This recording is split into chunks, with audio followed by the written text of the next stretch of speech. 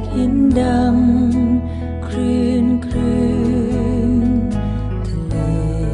ไม่เคยหลับไหลใครตอบได้ไหมฉะไหนจึงตื่นบางครั้งยังสะอื้นทะเลมันตื่นอยู่รำไปทะเลหัวใจของเราแฝงเอารักแอบเข้าไว้ดูสิเป็นไปได้ตื่นใจเหมือนดังทะเลครวญยามหลับไหลชั่วคืนก็ถูกคลื่นฝันปลุกฉันรันจวนใจรักจึงเร่รวนมิเคยจะหลับเหมือนกับทะเล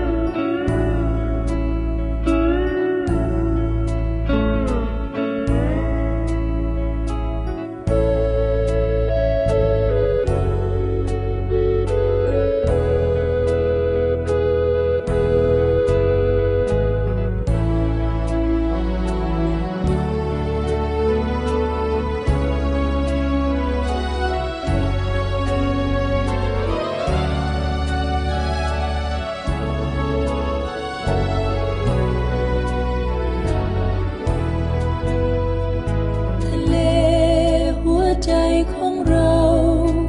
แฝงเอารักแอบเข้าไว้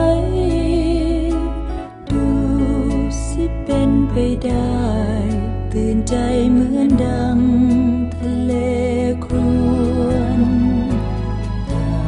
มหลับไหลชั่วคืนก็ถูกคลื่นฝันปลุกฉัน